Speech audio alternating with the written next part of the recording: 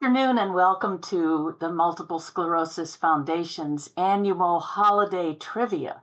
Dr. Ben Thrower, who is our medical director and also the director of the MS clinic at the Andrew C. Carlos MS Center in Atlanta, Georgia, is going to be our host and educator today. If he asks you to answer a question and you're welcome to tick your answers into the Q&A. Please don't put them into the chat. Right now, we're saving the chat for anybody that's watching on Facebook to have their questions or comments put into the chat. So those of you that are on Zoom, hang tight with the Q&A. And without further ado, Dr. Thrower, can you go ahead and share your screen and start your presentation? Absolutely.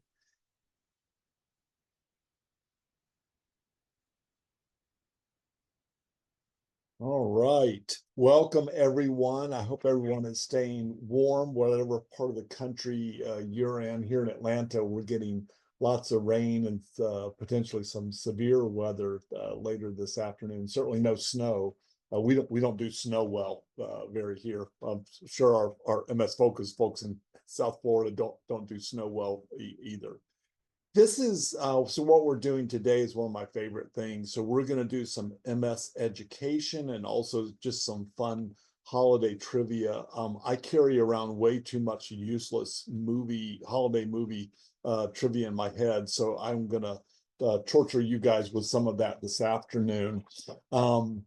We will also be doing sort of a door prize. The folks back at MS Focus will be drawing a name from our attendees this afternoon and doing a $100 gift card that we will get mailed out to you, and they'll let you know who the winner of that was.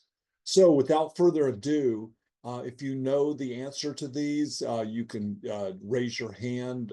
If you do, Sherry, if they do end up typing it, I'll have to have you read out who the first person was to give us that. So the first question is, oops, is that not showing up the, that's interesting. It's not showing up the actual thing.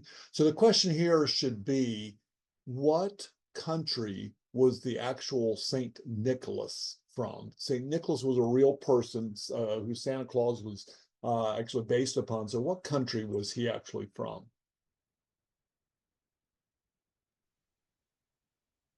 Melissa was the first to put the answer in as Germany. Close. Renata says Ireland.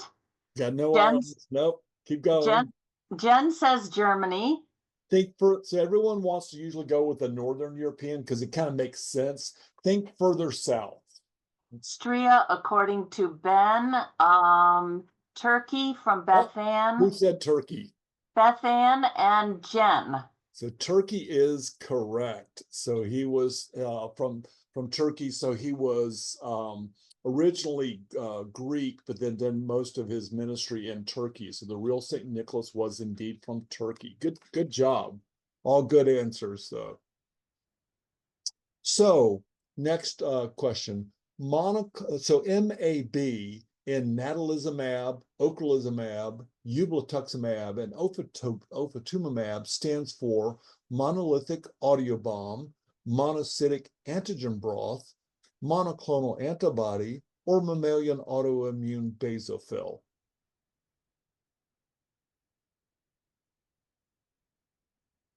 Oh, let's see. I've got so many answers in. Jen says monoclonal antibody. That is absolutely correct. So the MAB and all these drugs, so these are like designer molecules, and this has been obviously a huge advancement in the way we manage multiple sclerosis. So the basic idea with a monoclonal antibody is if you know the receptors on the cells in a step in a health issue like multiple sclerosis or rheumatoid arthritis or certain cancers, you can now design an antibody that modifies that specific step.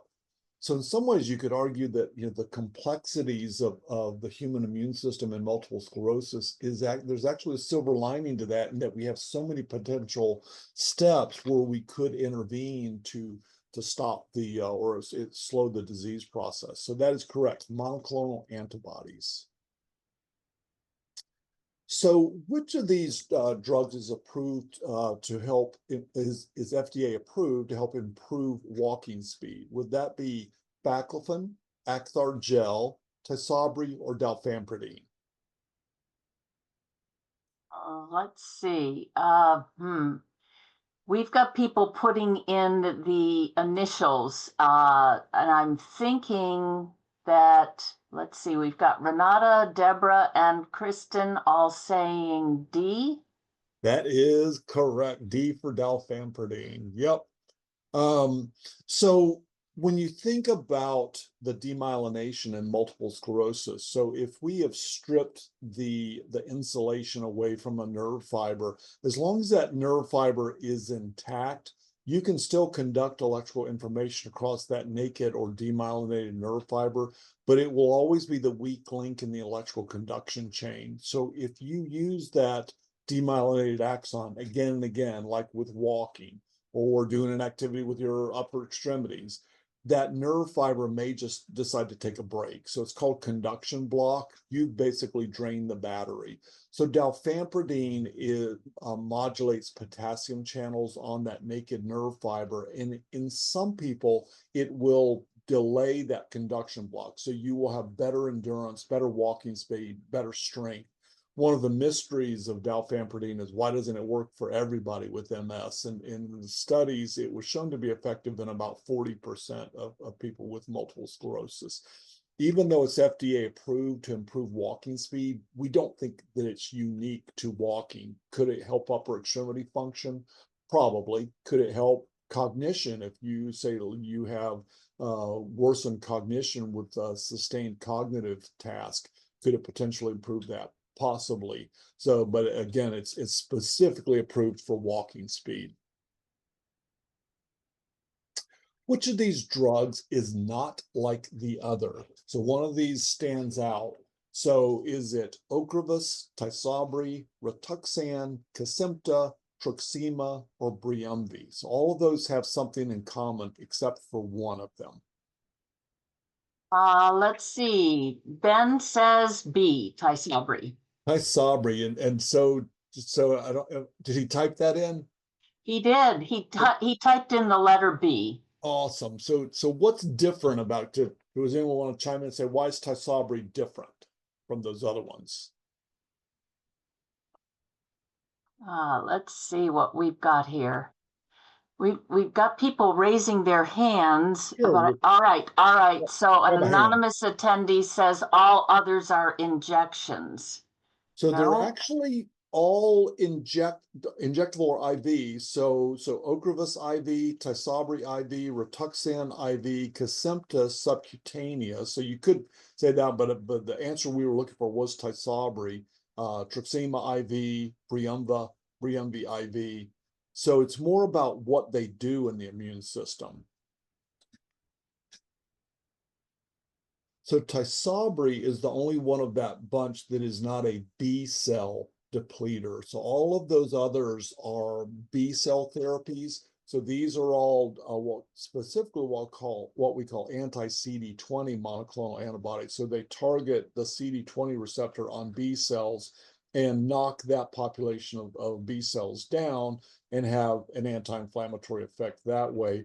Whereas Tysabri or natalizumab binds to a different receptor on immune cells called an alpha integrin receptor that functions in trafficking of those immune cells across the blood-brain barrier. So what Tysabri is doing is it's preventing inflammatory cells, migrating across the blood-brain barrier into the central nervous system. So just a different way of attacking your MS. Let me just once again tell those that are with us on Zoom, we are not answering anything from the chat, only from the Q&A. So I've got about 70 messages in the chat right now. We're not even looking at that. So if you have something you wish to contribute, pop it into the Q&A. Go ahead, Dr. Thrower. Awesome. Thank you. All right. What is the Christian holiday that celebrates the visit of the Magi or three wise men? Is that Boxing Day, All Saints Day, Epiphany, Good Friday, or Black Friday? Sarah says C, Epiphany. We've got That is, several other wrong answers. oh, so that is correct. Epiphany, or as we say here in Georgia, Epiphany. So Epiphany is January 6th, and so traditionally when we think about the 12 days of Christmas, you start on December 25th and then you run through January 6th. So a lot of people that celebrate Christmas will leave all of their Christmas stuff up specifically until Epiphany or January 6th. Good job. What is the term for progression of symptoms in MS with no relapse or new lesions on MRI? Is that PIRA, progression independent from relapse activity?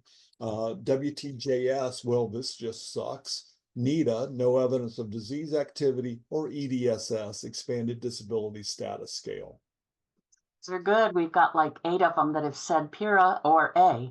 All right, we got some smart folks out there.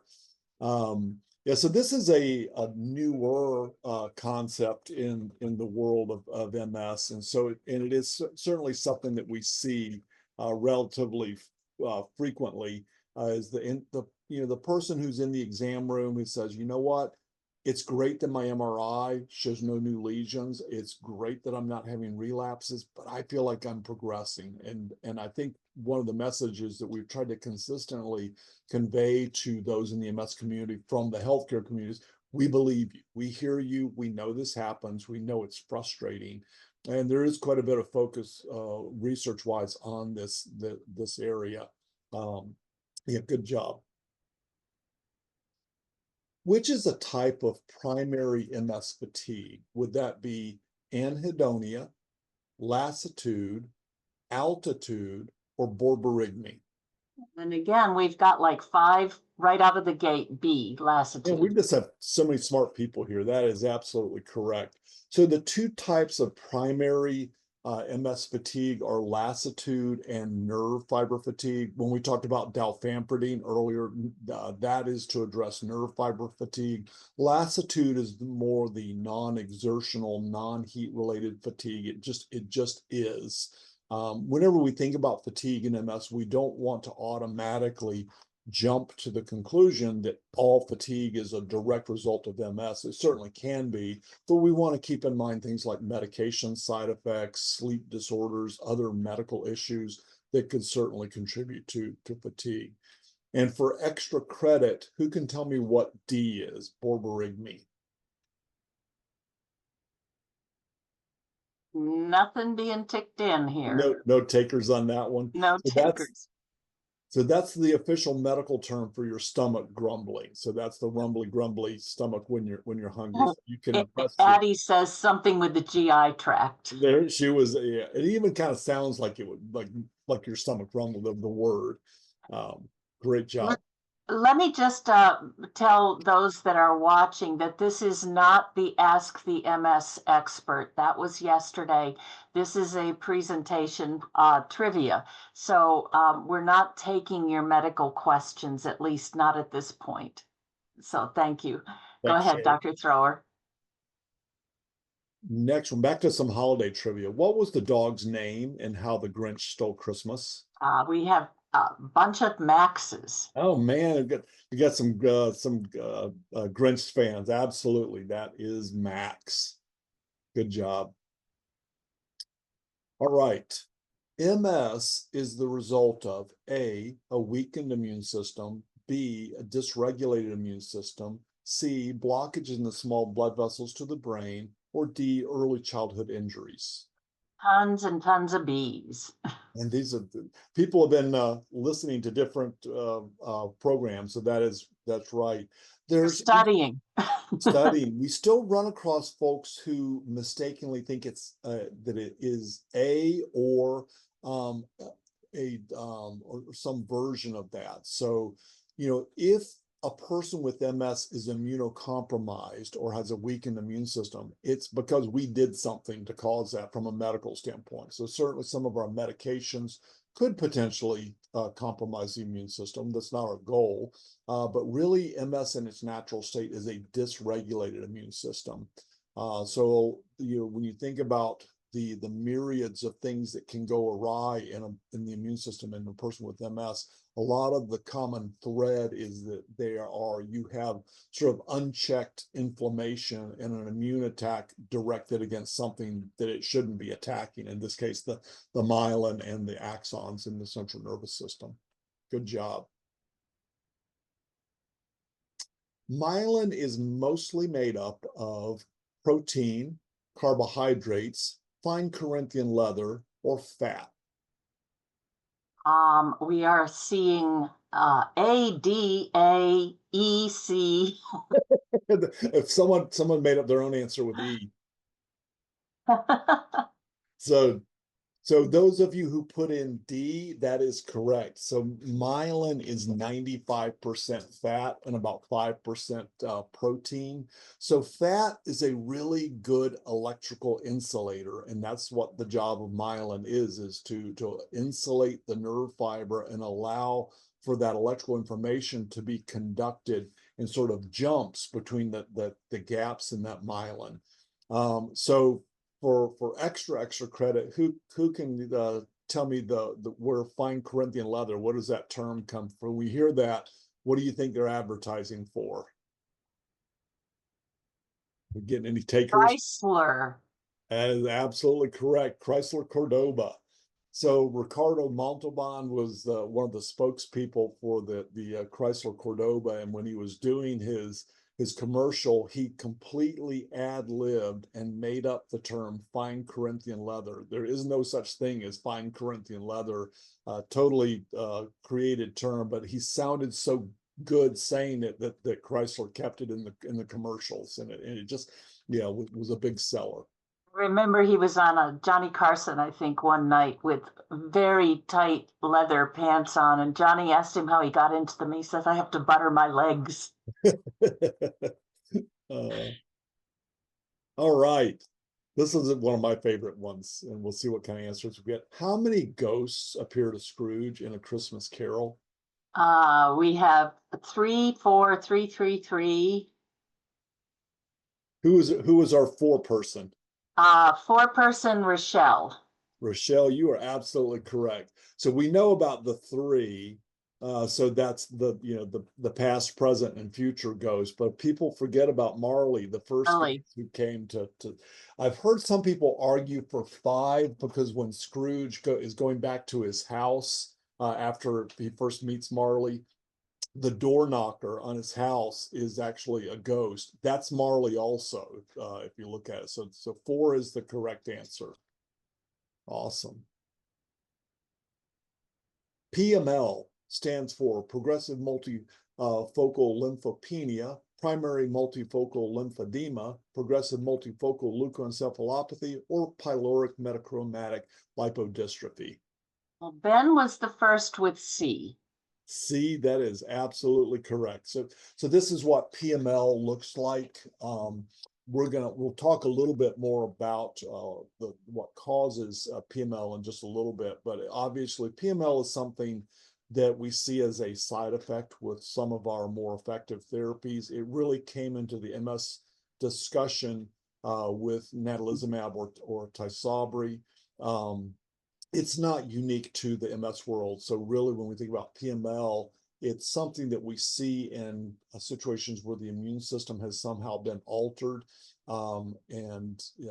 Usually in years past, we were thinking of it in people dealing with cancer, with chemotherapy, or in organ transplant recipients, people who are on some sort of immunosuppressant drug. PML is caused by Epstein-Barr virus, Jakob Creutzfeldt, trickle-down economics, or John Cunningham virus. Marietta was the first one to pop in D. That is absolutely correct. So John Cunningham, unfortunately, was the first human. So he was a patient, and he had his, unfortunately, the dubious honor of getting his name put on this virus. So he was a cancer patient years ago with this identified. JC virus, or John Cunningham virus, is what we refer to as a ubiquitous virus. It is very, very common. The normal biology of JC virus is that we carry it. It lives in our kidneys. We excrete it in urine, and it doesn't hurt us. It just uses us basically as public transportation. How JC virus comes to cause PML is a little complex and not completely understood. There is a lot of thought that the virus mutates to become neurotrophic, so it wants to leave the kidney and head to the brain. The normal human immune system is not going to let that happen. If we compromise the immune system, that's where the virus is actually able to cross the blood-brain barrier and cause PML, or progressive multifocal leukoencephalopathy. According to It's a Wonderful Life, what happens every time a bell rings? Addie says Angel gets its wings. That is absolutely correct. Very good. We're gonna have to come up with tougher holiday trivia. We've got or change your slides. You did these, a lot of them last year. This is true. Got to come on. We got some repeat folks. This is true. You're teaching the test. This is true. What is it called when you bend your neck and get an electric sensation in arms or legs? Is that the Allett-Hertz syndrome, Lhermitte's sign, Udhoff's phenomenon, or Babinski sign? Well, we've got a whole ton of B's. We got a lot of B's, and that would be correct. So this is actually Dr. Lhermitte from the French neurologist from late 1800s, early 1900s, who described that. So who can tell me what Udhoff's phenomenon is? Scroll down here. Temperature, Marietta says. Yeah. So Udhoff was a German neuro-ophthalmologist who described the phenomenon of visual blurring when you put a person with MS in warm water.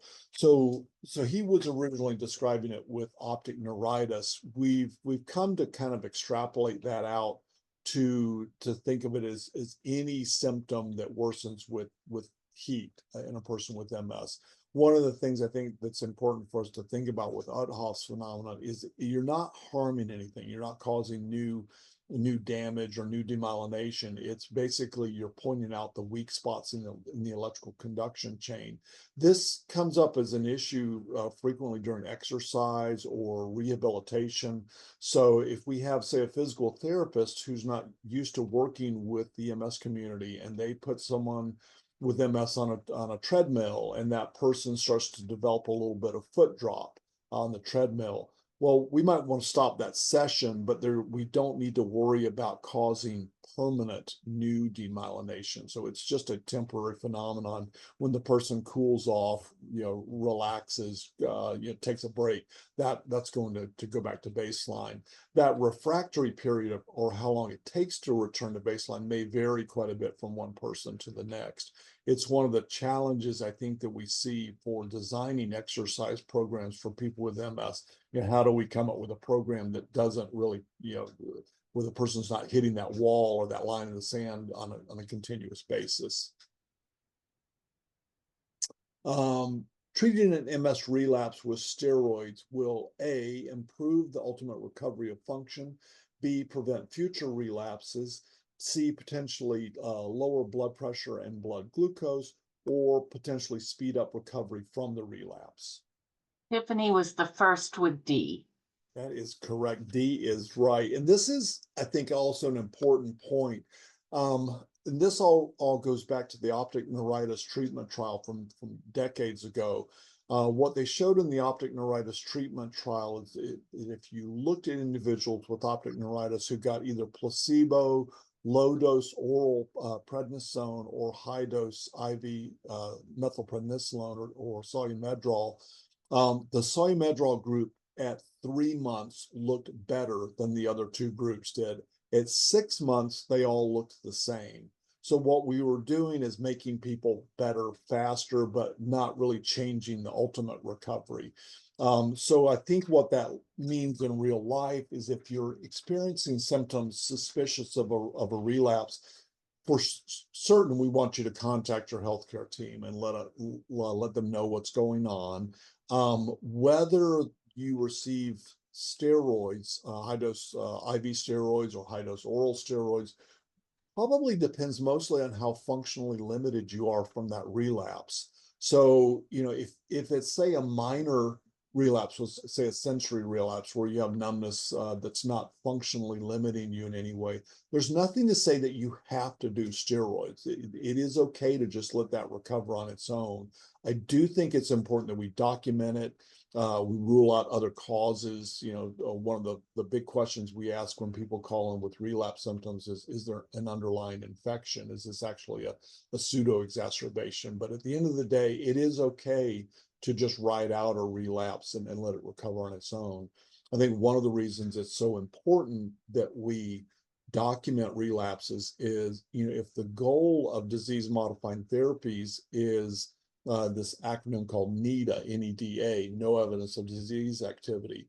NEDA means no relapses, no progression of disability, and no new MRI lesions. If you are having relapses, even minor ones, on your disease modifying therapies, that's going to factor into the decision and the thought process of are you happy with your disease modifying therapy, or do we need to think about doing something differently? Hanukkah is known as the A, alternative to Christmas, B, Festival of Remembrance, C, 8 Nights of Giving, or D, Festival of Lights. Ori was the first with Festival of Lights. That is correct. You're right. I got to get some new questions. People have seen these, they're too smart. Very good. Which of the following statements is true? A, there are no racial differences in the prevalence of MS. B, Black people are at a higher risk for getting MS than other groups. C, white people are at a higher risk for getting MS than other groups. Or D, Hispanic people are at a higher risk for getting MS than other groups. Angelette was the first to type in B. And these folks are good. So if you ask the medical students that we work with from the University of Georgia, a lot of them will say C. Up until a few years ago, that was probably the correct answer. In my neurological training, that would have been the correct answer. But in recent years, several epidemiologic studies have shown that now, for reasons we don't entirely understand, we're seeing more Black people diagnosed than any other group out there. That raises questions as to did we have bias before? Were we taught, as medical students and residents that it's primarily something that affects white people, and so that's who we were looking for it in? Or is the sort of the demographics, are they truly shifting? I don't know that we know the answer to that. My personal suspicion is that it's probably some of both. I do think that that autoimmune diseases in general may be becoming more common. We think the gender ratio in MS is shifting to become even more female predominant, and I think the racial picture of who gets MS is probably shifting for reasons we don't entirely understand. And so I think it's an area that we're certainly paying a lot of attention to. What is this boy's name? Anybody come? Rochelle says Ralphie. Very good. Rochelle has some great Christmas trivia knowledge. All right. Does Rochelle want to take a stab at what Ralphie's brother's name is? Let's see, Rochelle, what's Ralphie's brother's name? Or anybody want to jump in on that one? Let's see, Herbie. Not a Herbie. OMG, I don't remember. Randy. Randy, very good. Who came up with that one? That was Corey. Corey. All right, now I'll throw out one last one. So what was the name of the department store in this movie? Let's see. I don't have anyone typing in an answer to that one yet. Macy's. Not Macy's. That's another Christmas movie. Higbee's. Bird Very dog. good. Who came up with Higby? Michelle. All right, so Michelle either just likes Christmas movies or she's from the Midwest because I guess that was a department store in the Ohio, Indiana area back in the day. I don't think it exists anymore, but yeah, Higbee's was the department store. All right. What is the best way to know if I'm not completely emptying my bladder? Is it by waiting till you have leakage with cough or sneeze, an MRI of my cervical spine, a bladder scan, or UTIs? First 6 people said C, a bladder scan. We have some very sharp cookies on here. So yes, so obviously we don't want to wait until you have UTIs.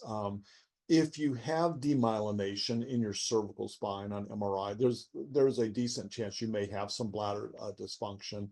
Typically, urinary leakage with cough or sneeze is stress incontinence, so that is not necessarily an MS bladder symptom. So the easiest way for us to know what's actually in your bladder is with this bladder scan. So this is a quick ultrasound with the wand held just under your belly button.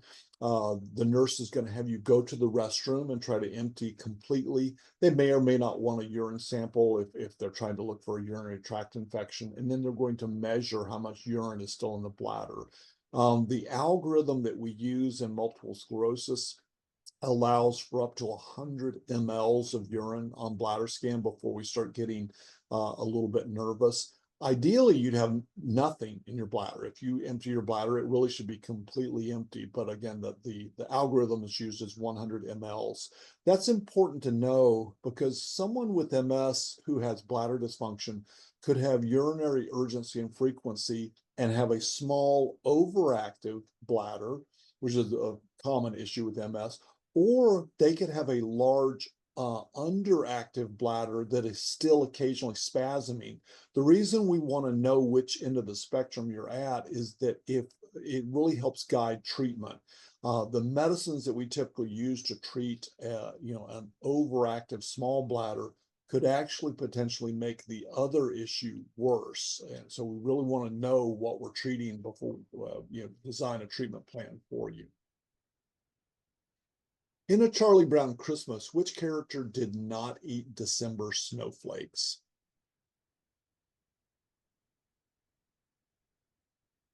Snoopy from Angelette. Not Linus from Snoopy, Debbie. not Linus. Lucy from Sherry.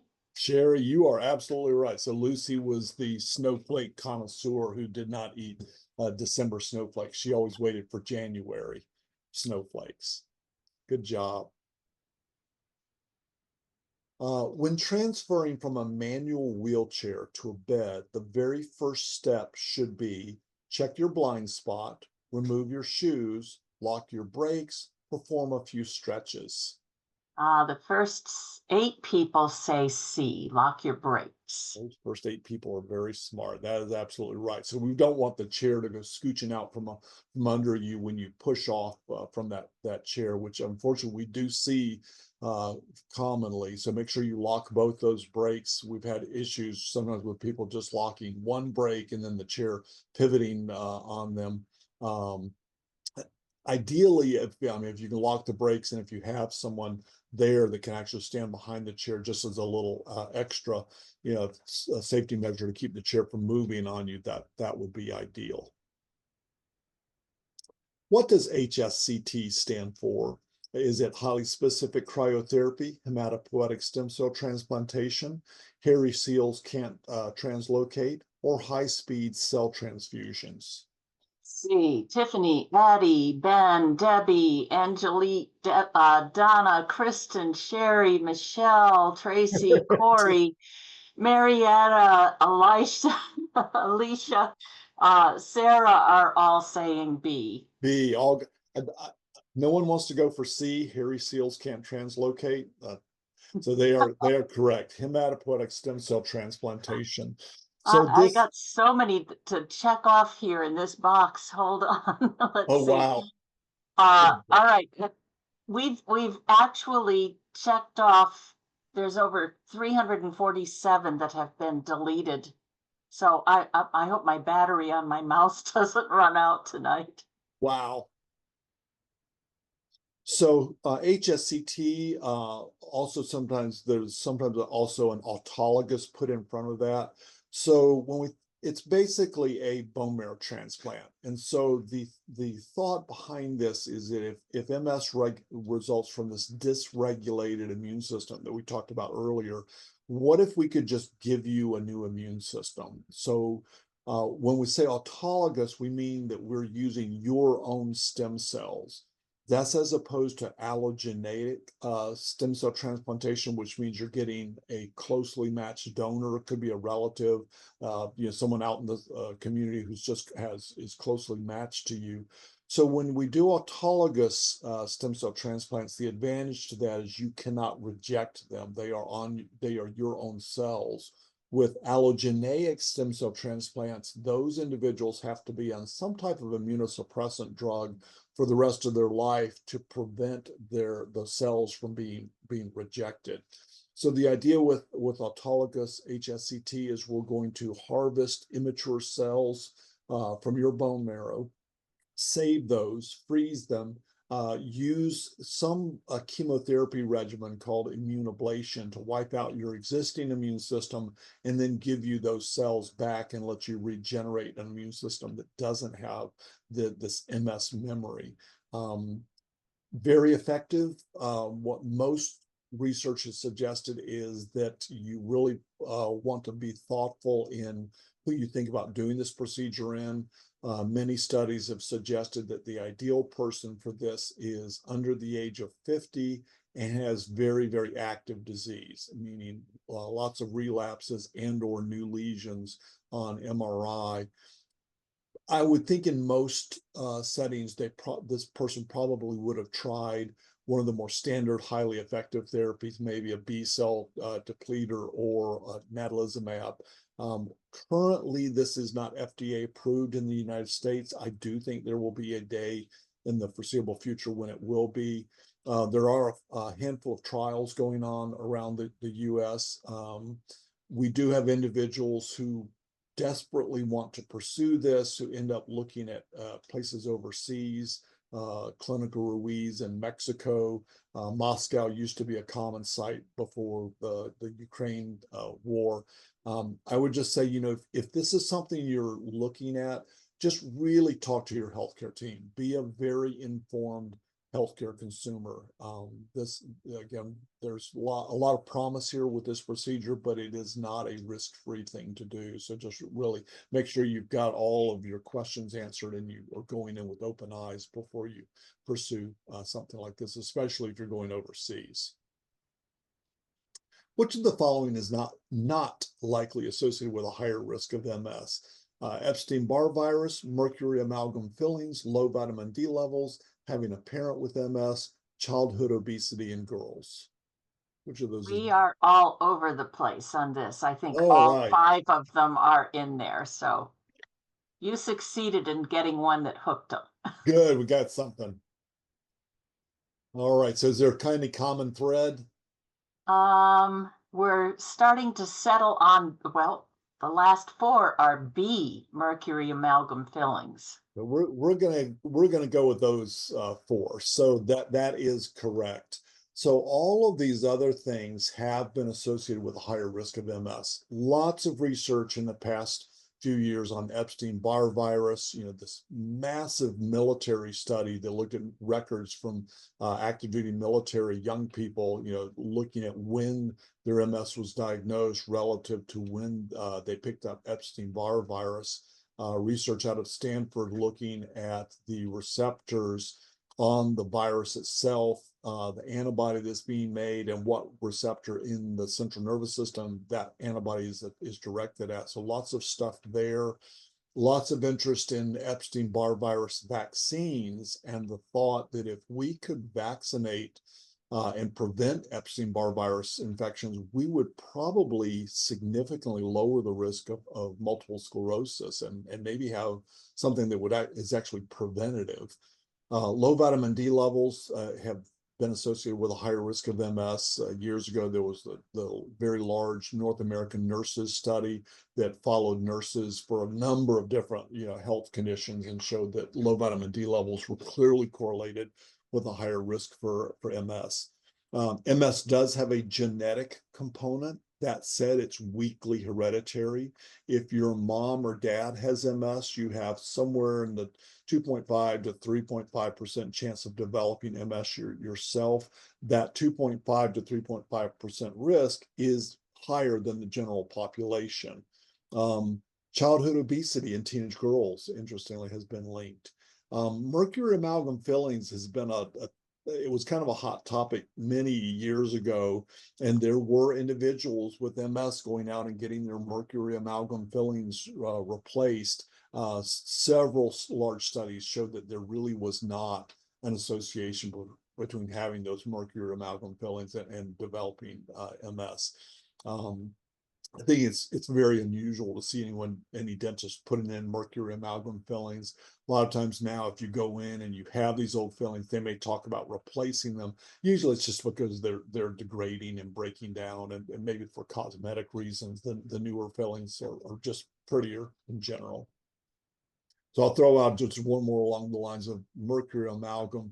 I think some of the reason that people went down this path is mercury is neurotoxic. So what occupation in the 1800s was associated with mercury neurotoxicity? Marietta says the Mad Hatter. That is absolutely great job. So when you were said to be mad as a hatter, that was because you had mercury intoxication. So because they used mercury in curing the felt for the hats, and then in Alice in Wonderland, obviously you had the Mad Hatter, and he was crazy because he'd had mercury exposure. Which drug is not used to treat MS bladder symptoms? Tizanidine, oxybutynin, DDAVP, tolterodine, or Myrbetriq? Which of those is not typically a bladder drug? We have several A's and several C's. All right. So the correct answer is indeed A.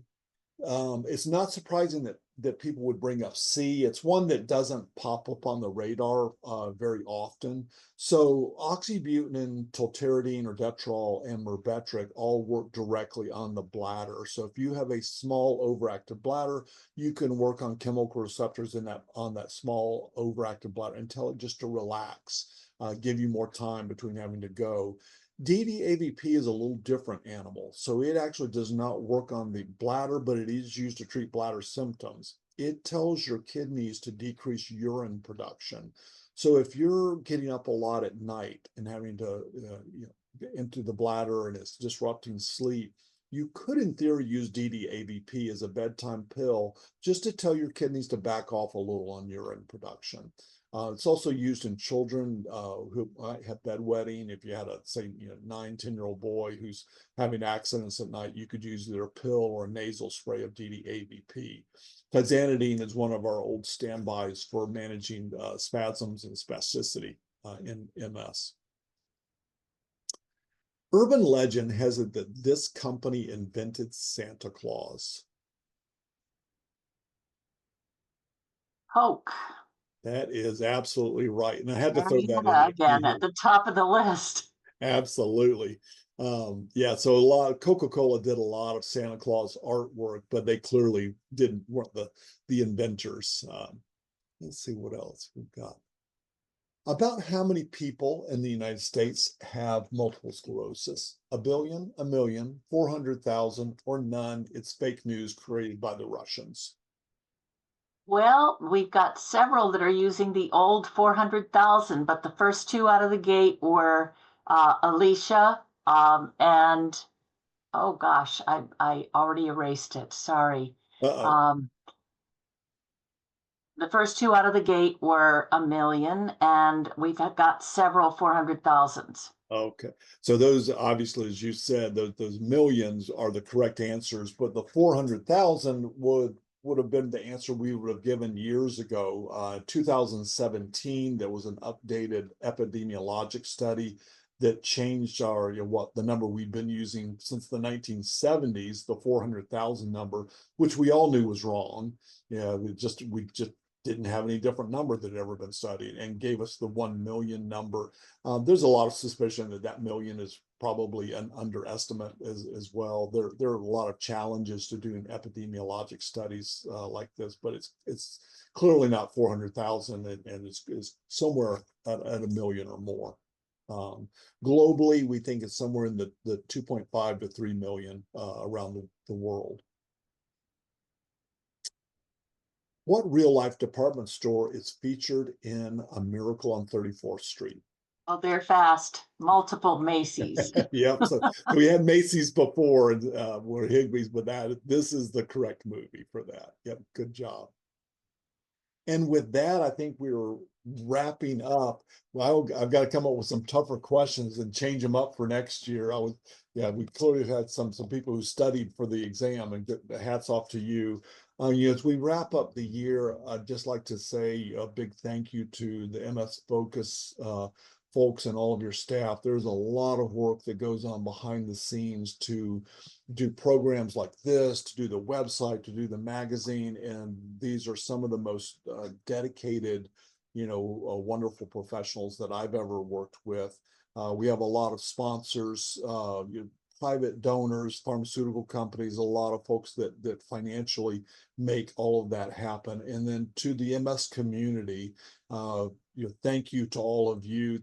As I know, for Sherry, myself, other healthcare providers, being in the healthcare profession is, to me, a sacred trust. Those of you living with MS, your families, you trust the healthcare community to let us be a part of your life, and we very much appreciate that and honor that trust, and hopefully live up to that trust that you put in your healthcare team. So thank you to all of you. And Sherry, I will turn it back over to you for some closing comments. Thank you.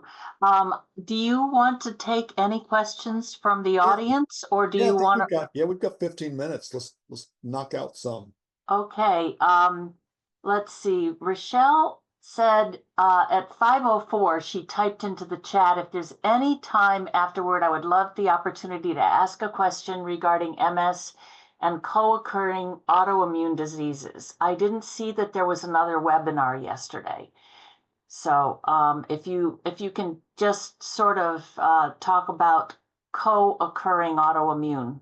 So it does happen. There is some suspicion that if you have one autoimmune condition, that maybe you're at a little bit higher risk for other autoimmune conditions, just because when you look at the genetics of autoimmune conditions, we think of the 200 genes that have been identified, 200 plus genes that have been identified that put a person at risk for MS. Those same genes probably carry some risk for other things. One of the things that I think is fascinating is, if you look at a person with MS, what's the likelihood that you have a family member with MS? Well, it's about 10% of people with MS can find a family member. It is much more likely that they can find a family member with another autoimmune condition. So, Mrs. Smith has MS. Her brother has, Crohn's disease. She's got another relative with rheumatoid arthritis, someone else with psoriasis. It's all in that autoimmune family.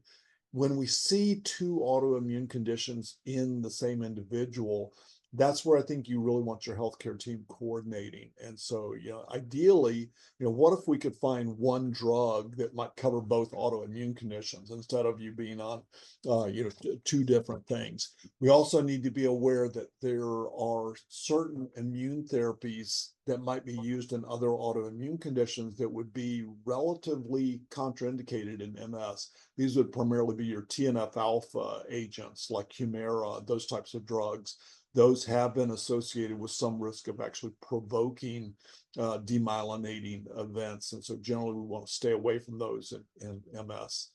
There's a joke sometimes that, when in doubt, if you have multiple autoimmune conditions, throw rituximab at it, because it seems to cover a lot of different autoimmune conditions, including MS, even though it's off label in multiple sclerosis. We've got a couple of live Facebook watchers who've asked questions. Brad wants to know, he says, I'm in terrible pain. Can that be from myelin? So pain is certainly something we see in multiple sclerosis. And one of the great disservices we in the healthcare community did to the MS community was saying that MS was a painless condition for many years. Clearly, that's not true.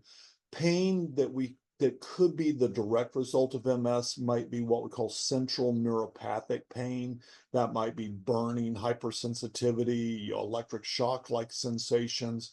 Spasms, increased muscle tone spasms can clearly be painful.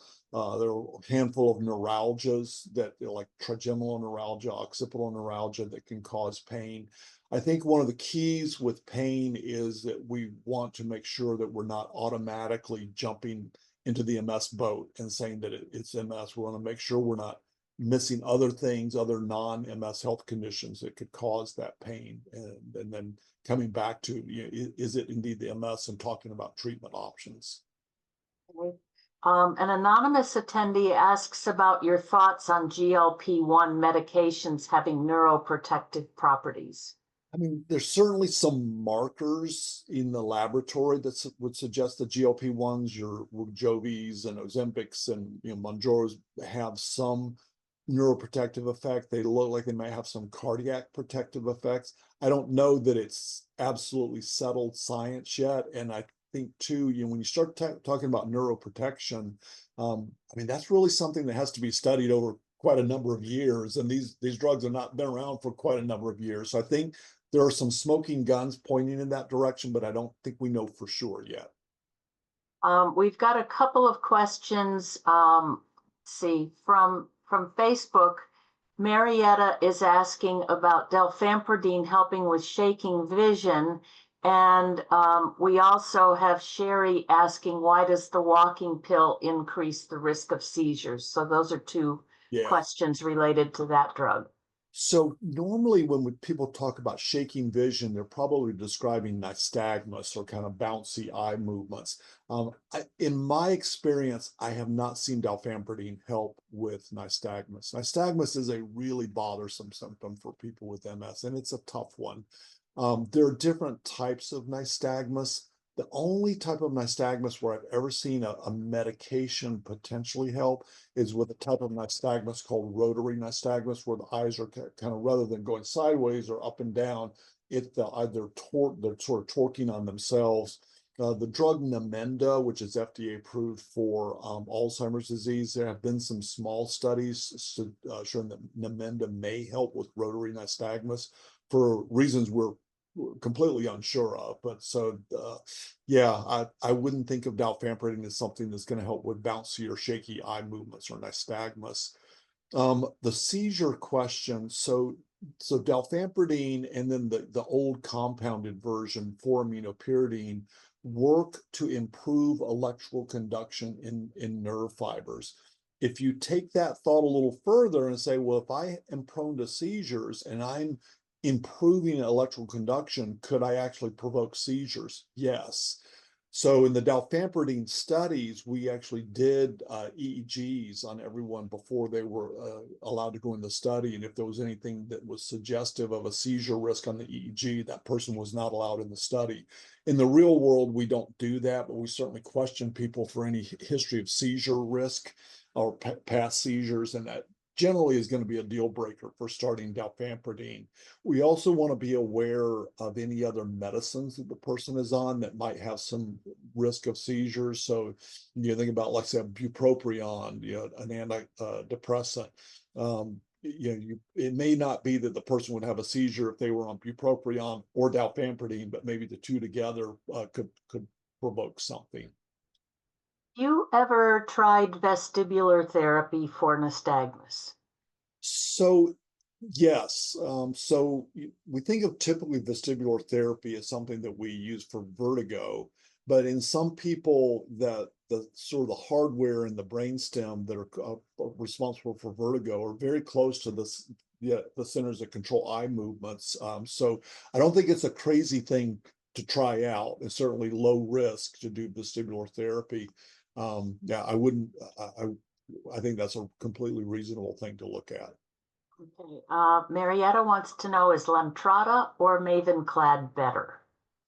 I don't know that we could say better. They're just different. You could say in some ways they have similar mechanisms of action. They both lower B and T cells, and then when those B and T cells come back, in theory, they're reprogrammed. I think if you look at the side effect risk of the two drugs, I would argue that Mavenclad in general has a lower side effect risk than Lemtrada does. Then I think Lemtrada is one of the drugs that we've become maybe a little less excited about over time, just because we have other options that are very effective, and the Lemtrada does come with some baggage. I think one of the other challenges with Lemtrada is, let's say you do a course of Lemtrada, there's not a lot of research on what you can do after that. And so, what's the plan if you have breakthrough MS activity after you receive Lemtrada? I mean, there's some small studies out that have looked at things to do, but yeah, so roughly similar drugs in terms of mechanism, but yeah, I think the Lemtrada in my book comes with a little more baggage, side effect wise. Michelle wants to know if there's been any research on parasites being an MS trigger. Yes, and I would say it's the opposite of what most people think it would be. So there is, if you look at a global map of where autoimmune diseases are more common, and then you look at a global map of where parasitic diseases are still an issue, they're almost photonegative images of one another. So where you see more parasitic diseases, typically in more tropical areas, you tend to see a little lower risk of autoimmune diseases. And there is this theory that as humans, we evolved hand in hand with parasites. Our immune systems were designed to live with parasites. And in modern times, in a lot of the world, we've kind of gotten rid of parasites. We don't see a lot of them. And there is this thought that in someone who's genetically primed to have a dysregulated immune system, that maybe if you don't have parasites to deal with, your immune system is more likely to turn in on itself.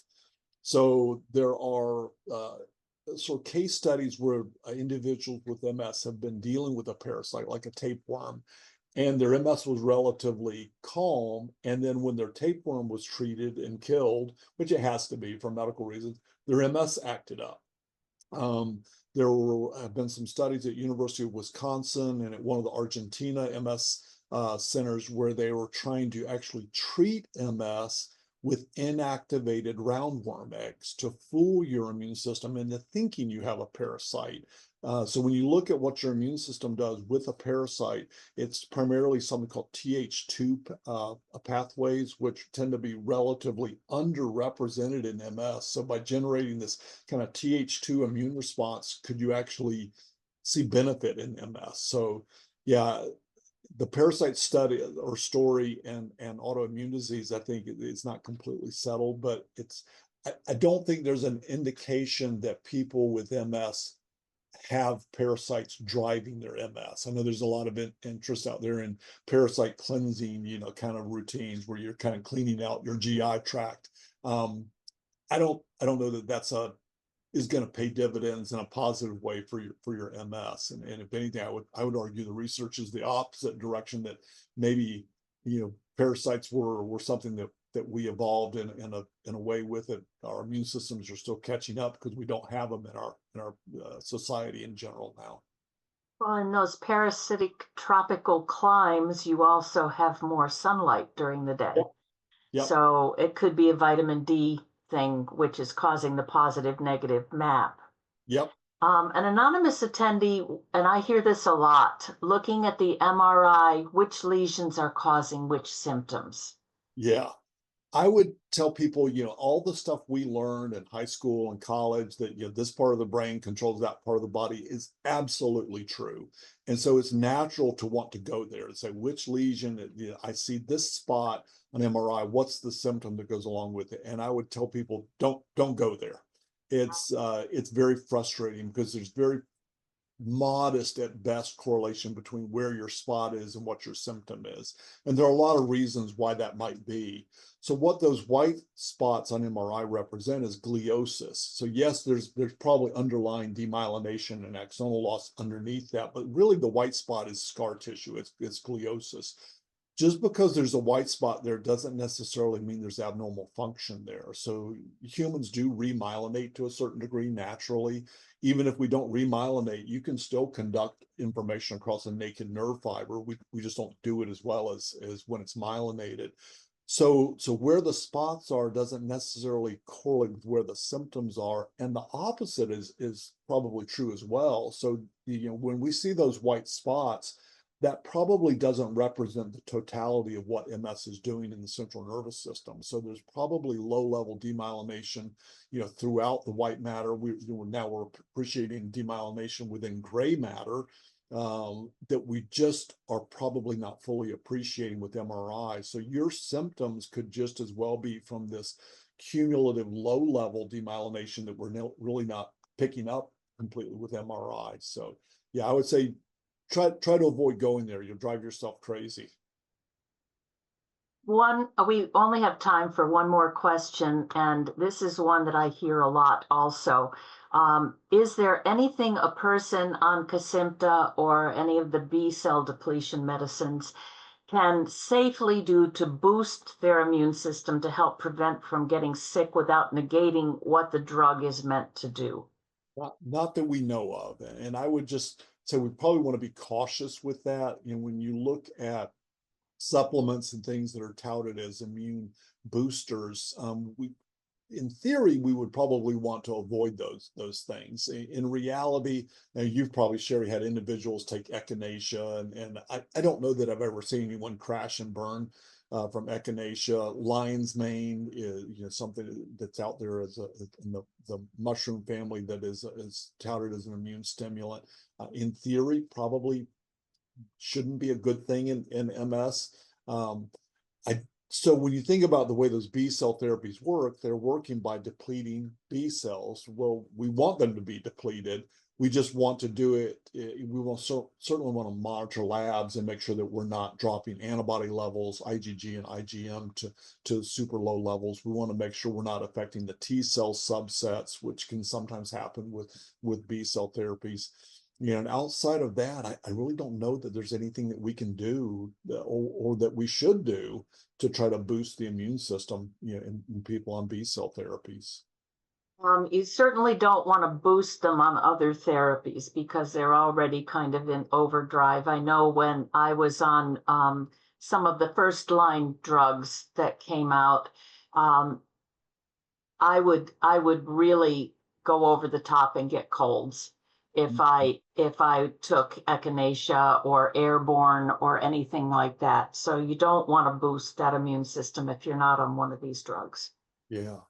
I think, when you look at protecting yourself from viruses, and this is specific to COVID, when you look at all the things people did during COVID, zinc, vitamin C, the only supplement that was shown to be somewhat protective or at least minimize or less was vitamin D. And there were numerous studies that showed that a lot of people with the most severe COVID cases, the hospitalizations and the deaths, was a high correlation with vitamin D deficiency.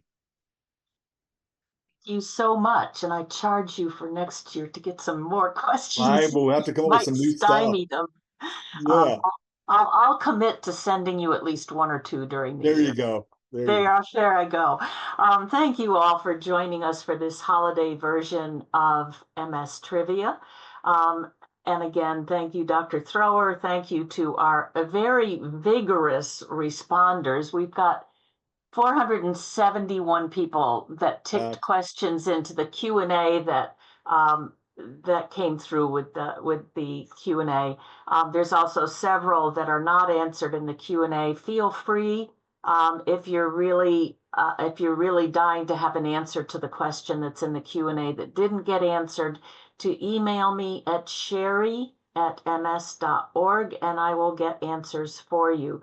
Our next webinar is going to be this coming Thursday, the 12th, at 6 p.m. Eastern Time, and it's going to be a continuation of our series on highlighting the Black MS experience. So we will have a panel of individuals living with MS that will be talking about their experience with MS. So we welcome you to come and join us for that at 6 p.m. Eastern Time on Thursday. Please, if you're on Zoom, stay on the line for just a moment after the webinar ends and take a brief survey to let us know how we can meet your needs with our educational programs. Is there a topic we haven't touched on that you want to see? Is there something we haven't talked about for a long time that you'd like us to revisit? Please let us know. And for all of you that are celebrating any holiday during this time, happy holidays to all of you. Stay well, and we will see you at future events. Thank you Thank and good you. night.